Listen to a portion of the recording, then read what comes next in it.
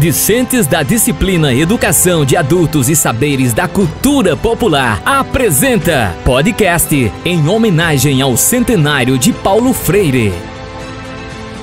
UERN Pau dos Ferros.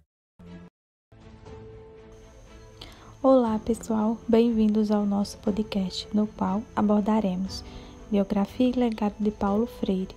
Me chamo Amanda Costa Nunes, sou aluna do 8º período do curso de Pedagogia pela Universidade do Estado do Rio Grande do Norte, UERN, localizada na cidade de Pau dos Ferros, no RN. Olá, sou Maria Sara, do 8º período do curso de Pedagogia pela Universidade do Estado do Rio Grande do Norte.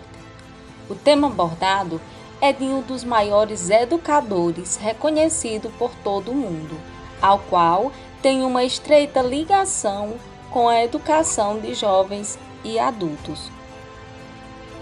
Olá, me chamo Maiara Costa e também sou aluna do 8º período do curso de Pedagogia. Este podcast é um trabalho realizado na disciplina de Educação de Adultos e Saberes da Cultura Popular, com a professora mestra Lívia Sonali. Bem-vindos à nossa apresentação. Daremos início com a biografia de Paulo Freire. Paulo Regis Neves Freire nasceu em Recife, no dia 19 de setembro de 1921. Em 1931, mudou-se para, anos mais tarde, voltar com a família para Recife, onde procede os estudos no Colégio Oswaldo Cruz. Aos 22 anos, ingressa na Faculdade de Direito. Em 1944, casa-se com Elza Maria Costa Oliveira, com quem teve seus 5 filhos, Maria Madalena, Maria Cristina, Maria de Fátima, Joaquim e Ludigartes. Nesta época, Paulo Freire era professor de língua portuguesa no Colégio Oswaldo Cruz. Em 1947, assume o cargo de diretor e em seguida de superintendente no setor de Educação e Cultura do SESI, onde teve o seu primeiro contato com a educação de adultos trabalhadores. Paulo Freire firmou-se como educador progressista em 1958, no 2º Congresso Nacional de Educação de Adultos, realizado no Rio de Janeiro. Em 1959, Paulo Freire escreve sua tese de doutorado, a ideia de valorizar a pessoa, o outro. Em 1960, Paulo Freire engajou-se nos movimentos de educação popular. Foi um dos fundadores do Movimento de Cultura Popular, em Recife, tendo como base sua crença na educação como prática libertadora. Paulo Freire começa a pesquisar e desenvolveu um método de alfabetização de adultos. Em 1963, o método de Paulo Freire é aplicado em Angicos, no Rio Grande do Norte, alfabetizando 300 trabalhadores em 40 horas. Baseado na tradição mais clássica da pesquisa, primeiro os testes, para depois aplicar em grande escala. Se apoiou nas ciências e movimentos da educação, de um ponto de vista da relação. A experiência em Angicos projetou Paulo Freire para todo o país e, em 1963, o ministro da Educação do governo João Goulart, Paulo de Tarso, convida Paulo Freire para coordenar o Plano Nacional de Alfabetização. Um ano depois, acontece um golpe militar e o presidente João Goulart é aposto. Paulo Freire é preso. Aos 43 anos, parte para o exílio. É obrigado a viver longe do Brasil por ter amado tanto o seu povo e se empenhado em politizá-lo. Instalou-se, a princípio, na Bolívia, para em seguida transferir-se para o Chile, onde trabalhou em programas de educação de adultos no Instituto Chileno para a Reforma. Foi nessa época que Paulo Freire escreveu o livro Pedagogia do Oprimido, que foi traduzido e vem sendo publicado em mais de 20 idiomas. O livro apresenta o método de Paulo Freire. Em 1969, Paulo Freire vai para os Estados Unidos trabalhar como professor, convidado na Universidade de Harvard. Em 1970, Paulo Freire tornou-se consultor especial no Departamento de Educação do Conselho Mundial das Igrejas, em Genebra, na Suíça, onde atuou durante 10 anos nesse período. Na Suíça, Paulo Freire foi também professor na Faculdade de Educação na Universidade de Genebra. Em 1980, Com a abertura política, Paulo Freire retorna ao Brasil após 16 anos de exílio. Com a volta ao Brasil, Paulo Freire passa a lecionar na Universidade Estadual de Campinas. Após o seu retorno ao Brasil, morre sua esposa, Elza Freire. A sua filosofia foi um dos pilares da educação libertadora e popular. Criador da pedagogia crítica, tinha como ideal uma educação livre, na qual o educando cria e trilha seu próprio caminho.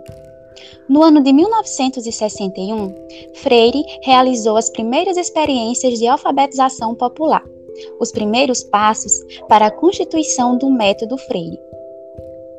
Entre eles, uma notória conquista no estado do Rio Grande do Norte, mais precisamente no município de Jicos, no ano de 1963, quando ensinou 300 adultos a ler e a escrever em apenas 45 dias. Pelo menos 35 universidades ao redor do mundo já prestaram homenagens a Paulo Freire, o que o consagrou como o brasileiro mais homenageado da história.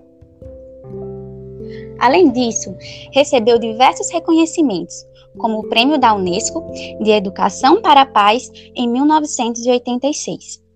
O legado de Paulo Freire é extenso e permanente para a educação. Para o movimento dos sem terra, por exemplo,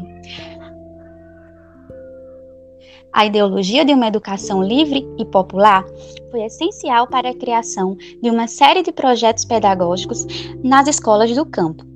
Dessa forma, o pensamento freiriano vem seguindo como base para as propostas pedagógicas das escolas do movimento sem terra.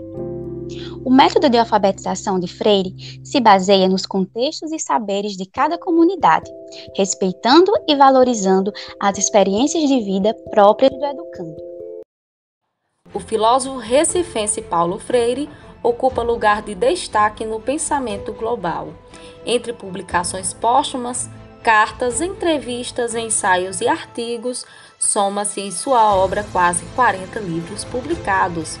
Os mais importantes para a trajetória do educador são os seguintes: Pedagogia do Oprimido, escrito ainda no início do exílio, quando Freire estava no Chile. O livro propõe uma revisão na relação entre educadores e educando. O diálogo deve ser a base primeira para a constituição do processo de ensino e aprendizagem. Segundo Freire, o diálogo é uma exigência existencial.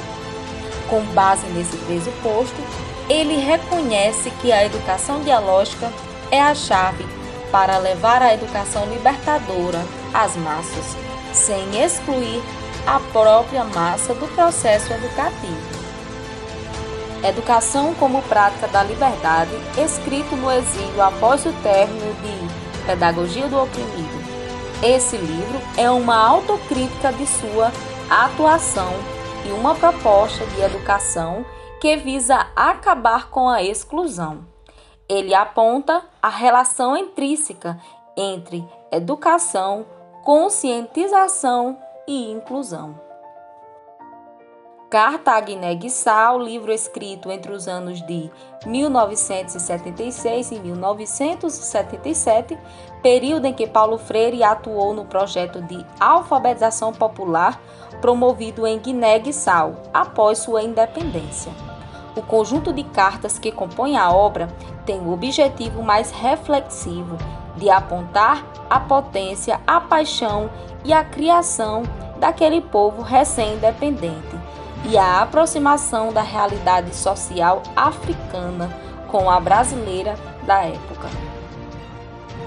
Pedagogia da autonomia.